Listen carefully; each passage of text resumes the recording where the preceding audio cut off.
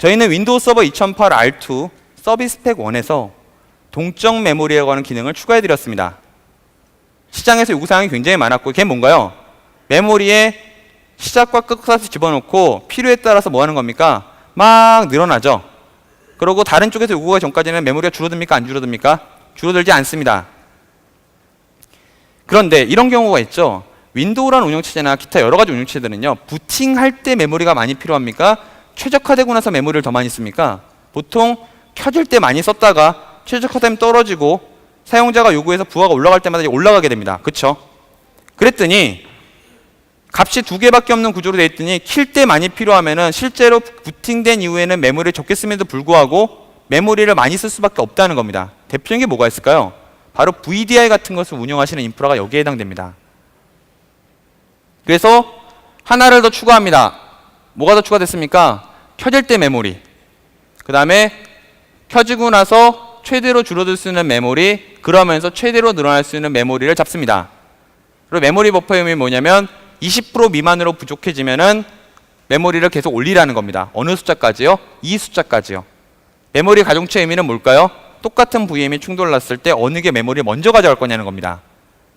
아니면 메모리가 부족할 때 어느 놈 걸 뺏겠냐는 겁니다. 쉽게는. 오른쪽에 있는 것은 스마트 페이징이라고 하는 새로운 단어가 보이실 겁니다.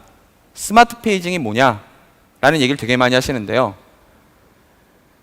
이렇게 메모리가 되어져 있는 구조에 윈도우가 부팅이 되고 난 메모리를 처음 양보다 적게 쓸 수가 있습니다. 그쵸? 그러다가 다른 곳으로 장애 조치가 발생을 했습니다. 컴퓨터가 켜져야 되는데 그쪽에 메모리가 부족합니다. 부팅이 되고 나면 이 정도만 필요하면 되는데 처음 부팅 시킬 때 4기가를 요구해서 메모리가 부족해서 부팅이 안 될 수도 있겠죠, 분명히. 그런 경우에 해당되는 메모리를 디스크의 페이징 파일에서 끌어다가 쓰는 기능입니다. 이해되셨죠? 어떤 얘기인지는? 경쟁사에서는 이것을 뭐라 부르냐면은 메모리 오버컴밋이라 부릅니다. 이런 식으로 메모리를 끌어다 쓰는 것을. 저희는 부팅할 때, 즉 장애 조치에서 부팅했을 때 이를 이용할 수 있는 원천적인 기술이 있음에도 불구하고 실제 실환경에서 얼마나 오버컴밋이 필요하냐에 대해서는 아직까지도 물음표입니다. 그래서 여전히 윈도우 서버 2012는 실제 메모리 양 이상으로 VM을 만들 수는 없습니다. 그렇지만 최적으로 장애 조치가 됐을 때 어쩔 수 없이 한번 켜야 될 때는 동일하게 페이징 파일에서 메모리를 끌어다가 일시적으로 부팅을 시키고 메모리 양이 피지컬한 메모리 양보다 적게 내려갈 때 기다린 다음에 페이징 파일을 회수하는 기능이 들어가 있다는 겁니다. 그것을 스마트 페이징이라고 표현을 합니다. 예. 그 다음에 또 한 가지를 말씀을 드려야 되는데요. 무엇이냐면 기본적인 하이퍼V 아키텍처입니다. 하이퍼V에서 왼쪽에 있는 부모 파티션이라고 하는 것은 바로 무엇이냐면 패런츠 운영체제를 얘기하고요. 오른쪽에 있는 자식 파티션이라고 하는 것은 뭐냐면 VM을 의미합니다. VM에서 디스크를 쓰겠다라고 요청을 하거나 여러 가지 IO를 쓰겠다고 요청을 하면요, 촥촥촥촥촥 내려와서 VSC라고 하는 버추얼라이제이션 컴포넌트가 걔를 캐치해서요, VM 버스라고 하는 메모리 공유를 통해 가지고 부모 파티션으로 던져줍니다. 왜 그럴까요? 얘가 다이렉트로 뭐를 못하기 때문에 하드웨어를 접근하지 못하기 때문입니다. 근데 이 작업을 하게 되면은 어디에 최대한 부하가 많이 걸릴까요? 양이 많아질수록 VM 버스를 통해서 이쪽에서 받아들이는 곳에서 부하가 많아질 수밖에 없습니다. 왜 이렇게 만들어 놨을까요? 하드웨어가 나눠 쓸 수 있는 기술을 표준적으로 제공을 하지 않았기 때문입니다. 쉽게는요. 그러다 보니 IO를 처리할 때 실제로 하드웨어로 다이렉트로 빡 가면 좋죠. 잠깐 보안 얘기는 적겠습니다. 물론 이렇게 말씀할 수 있어요. 하드웨어를 다이렉트 쓰다가 이 VM이 하드웨어 때문에 크래시 나면은 하드웨어가 문제 생겼기 때문에 얘도 크래시 나지 않느냐는 질문을 할 수 있습니다. 물론 가능한 시나리오입니다. 그렇지만 현 시점에서는 그건 잠깐 배제하고 좀 이따 말씀드릴게요. 이 시점에서는 하드웨어를 직접 못 쓰기 때문에 여기서 많은 작업을 걸면 걸수록 당연히 부모 파티션에는 부하가 많이 걸릴 수밖에 없는 구조로 되어져 있다는 겁니다. 그래서 마이크로소프트에서 VM 버스라고 얘기하는 건 무엇이냐면 패런트 파티션, 즉 메인 운영체제와 VM 사이에 데이터를 주고받는 디커모출 방식의 메모리 쉐어를 의미합니다. 그러면 이런 방식으로 만들어져 있는데 이제 표준이 나왔습니다. 바로 PCI라고 아시죠? 하드웨어 PCI 그 슬롯은 많이 아시잖아요. 그쪽에 SIG라고, 스페셜 인터넷싱 그룹이라 쉽게는 표준에 대한 관심이 있고 표준을 만들어가는 단체라고 생각하시면 됩니다. 여기서 네트워크 카드에 대한 I/O 버추얼라이제이션의 표준을 선언합니다. 그 이름이 무엇이냐면 바로 SR-IOB라고 하는 기술입니다. 무엇이냐면 랜카드가 실제 포트가 몇 개인가요? 하나예요. 하나를 VM버스를 통해 가지고 하이퍼V가 중간에서 경쟁률을 도와주면서 여러 명이 같이 쉐어하는 겁니다. 이 쉐어할 때 한 번마다 뭐가 발생한다고 말씀드렸습니까? 컨텍스트 스위칭이 발생한다고 말씀드렸고요. 컨텍스트 스위칭은 많이 발생할수록 무슨 일이 발생할까요? 하이퍼V의 부담이 많아지고 성능은 떨어지게 되어 있습니다.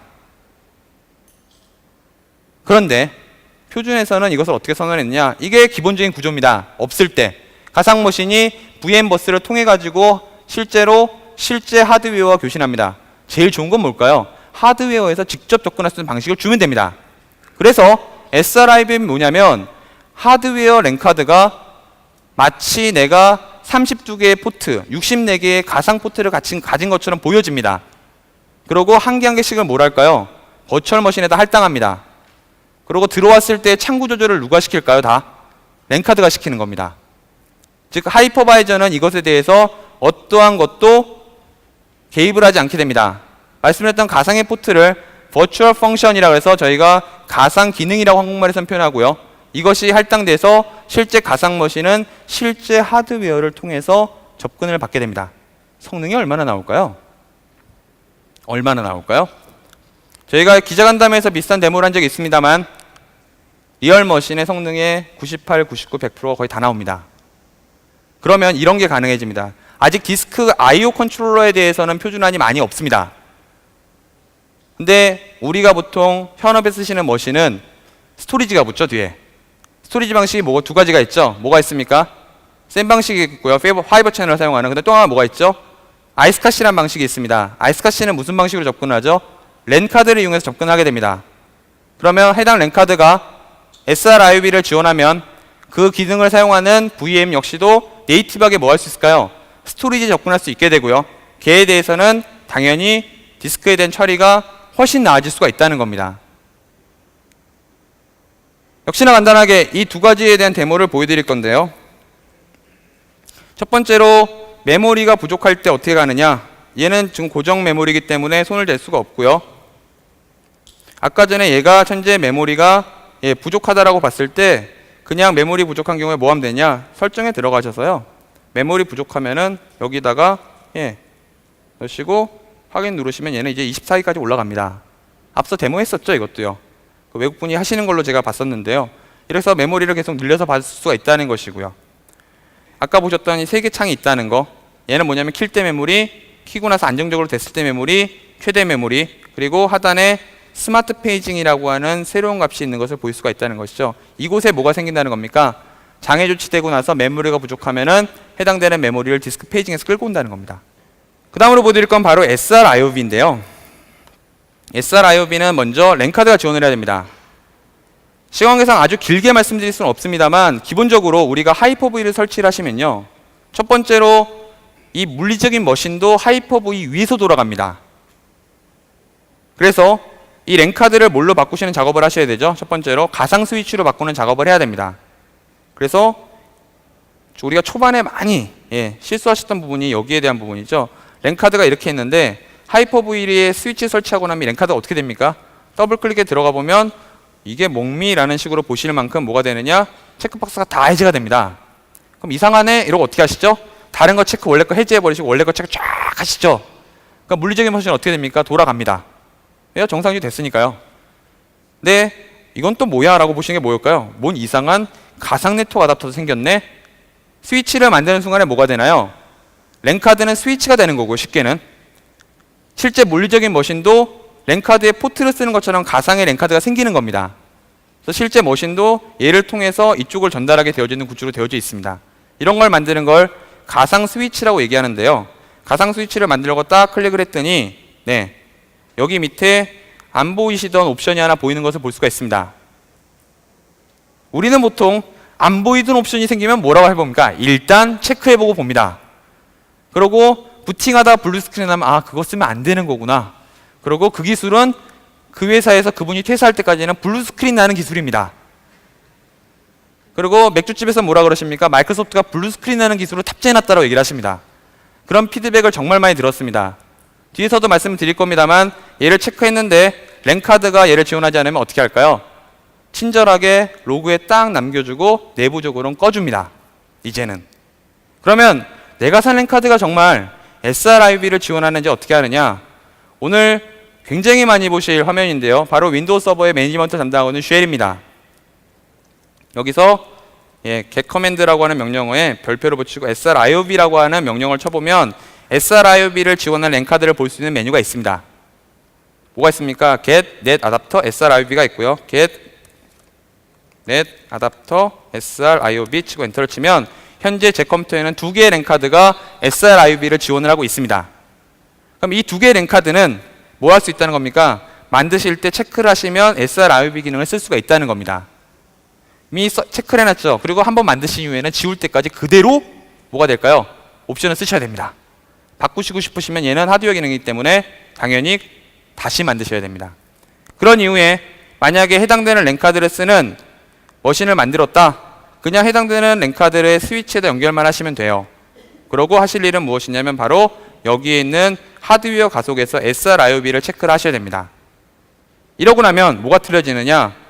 하단의 네트워크 어댑터가 일반적인 것들은 이렇게 보시면 그냥 IP 주소가 적혀 있어요. 상태가 확인이라 되어져 있는데 sRIOB를 쓰는 경우에는 랜카드에 어떻게 되어져 있느냐? 쭉 내려보면은 현재 sRIOB 활성 상태라는 메뉴가 이렇게 올라오는 것을 볼 수가 있습니다. 그러고 나서 조금 더 디테일하게 보시고 싶다라고 하시면 해당되는 정보를 포맷 리스트 지우고 갈게요. 화면 보시기 좋게. 방금 전에 했던 명령어에 내부를 보여달라는 포맷 리스트 별표를 치고 엔터를 치시면 굉장히 많은 정보가 나오는데요. 이 중에 버추얼 펑션이라는 게 VF였죠. 아까 제가 VF인 것만 뽑아서 볼게요.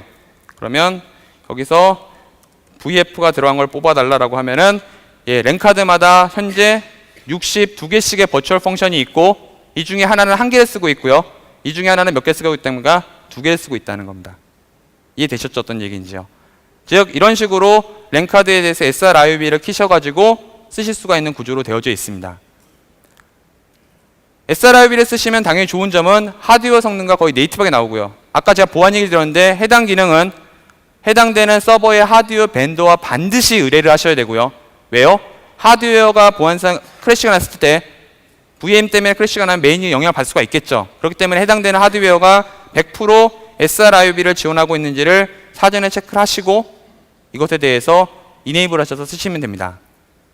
그리고 만약에 sRIOB를 왜 내 건 지원하지 않는 거야 라고 보시고 싶으시다면 get vm host라는 명령어를 몽땅 다 뽑는 명령어로 뽑아보시면 항목이 뭐가 있냐면은 제일 마지막에 sRIOB를 어떻게 쓰면 된다라고 하는 옵션이 나오게 됩니다.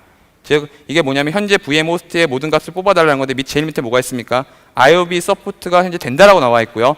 안 되는 경우에는 왜 안 되는지가 여기에 이유로 뜨게 됩니다. 그럼 이 이유를 해결하시면 이 기능을 쓸 수가 있다는 것이죠. 해당되는 로그입니다.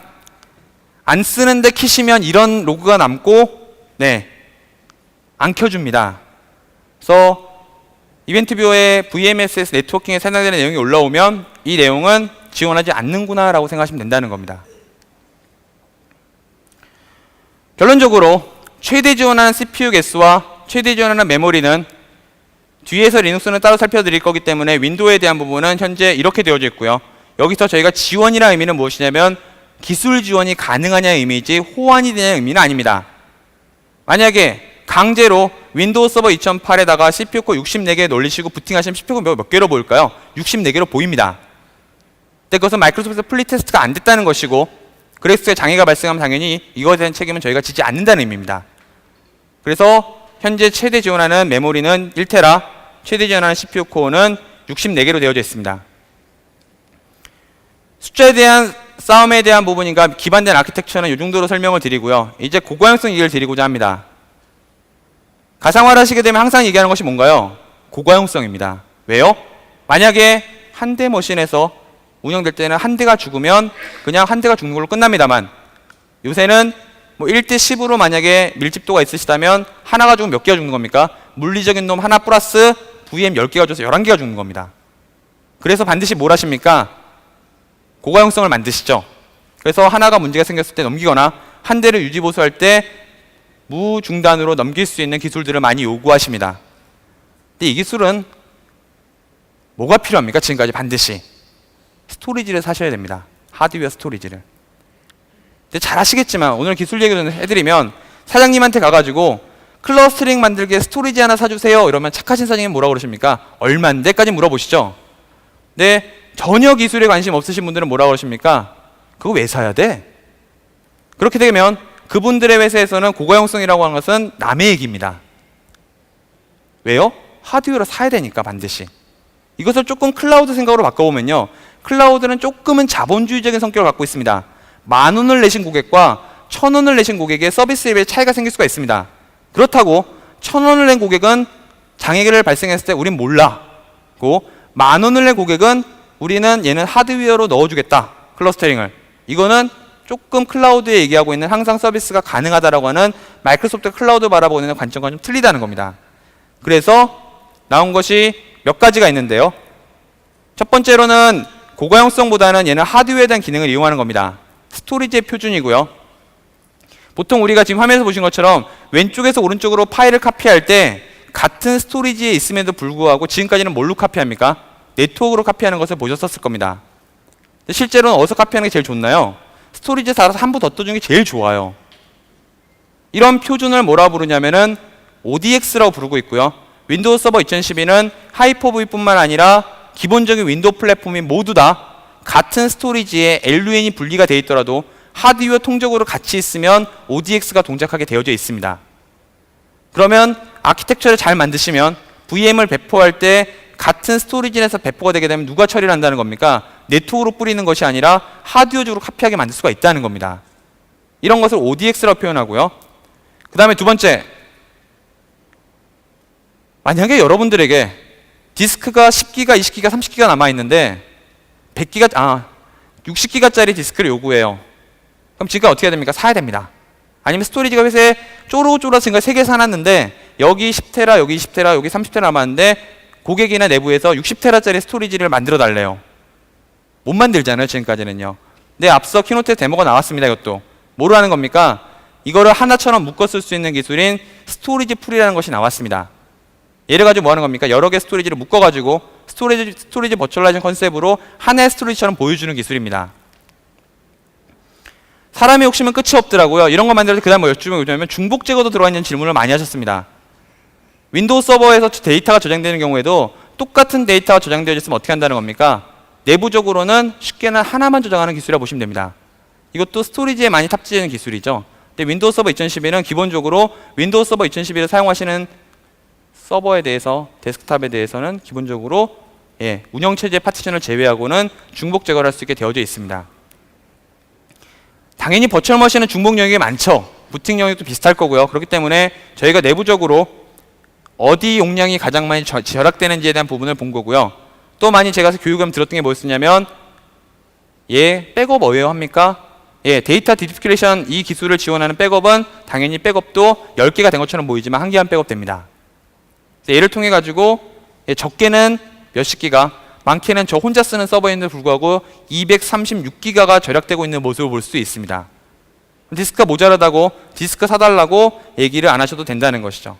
간단하게 요 3개에 대해서 데모를 또 보여드리도록 하겠습니다. 지금 제가 있는 이 머신의 이름은 꼬알라 01번이고요. 제가 원격지에 있는 꼬알라 02번의 뒷달러에다가 가서 폴더 열었습니다. 얘는 닫습니다. CD는 닫습니다. 양쪽 다. 근데 이 안에 있는 이 C 드라이브의 볼륨원만 같은 드라이브로 바라보고 있는 것이겠죠. 제가 여기 있는 파일을 복사해서 붙여넣기 하면은 같은 스토리지가 아니죠. 아닌 경우에 네트워크 데포를 어떻게 쓰느냐 보시면 성능에 보면 좋은 게 한눈에 다 보여요. 네트워크 어떻게 쓰는지가. 제가 얘를 붙여넣는 순간에 네트워크를 어떻게 쓰냐 보면은 몇백 메가를 쓰고 있는 모습을 볼 수가 있습니다. 그죠? 이건 뭡니까? 네트워크를 통해서 카피한다는 거예요. 제가 얘를 캔슬을 하고요. 속도도 대략 이 정도 나온 거 보일 수가 있고요. 만약에 제가 이 스토리지 볼륨이 있는데요. 이 스토리지 볼륨을 같이 쓰고 있는 특정한 쉐어가 있습니다. 이 쉐어 같은 경우도 기본적으로 같은 스토리지에 연결이 되어져 있습니다. 여기에 있는 파일을 복사해다가 제가 이곳에다가 붙여넣기를 하면 얘는 같은 스토리지에서 카피라는 것이기 때문에 아까의 몇백 메가는 쓰지도 않고 데이터는 카피되고 있는 모습을 볼 수가 있다는 것이죠. 이런 식을 뭐라고 표현한다는 겁니까? ODX라는 기술을 사용하고 있고, 이것은 저희 하이퍼V만 쓰고 있는 것이 아니라 기본적으로 윈도우 플랫폼에서는 다 쓸 수 있는 기술로 되어져 있습니다. 하실 일은 뭘까요? ODX를 지원하는 펌웨어를 하드웨어 밴드에서 받으시면 됩니다. 현재 제 스토리지에는 이 해당되는 펌웨어가 설치가 되어져 있는 거고요. 그 다음에 스토리지 풀을 보여드리기 위해서는 여기에 가야 되는데요. 여기에 저장소 풀이라는 것이 있고요. 알아서 서버 관리자는 저장소 풀을 만들 수 있는 경우에 대한 조건을 다 뽑아놨습니다. 현재 해당 서버는 20테라, 30테라, 15테라가 있는데요.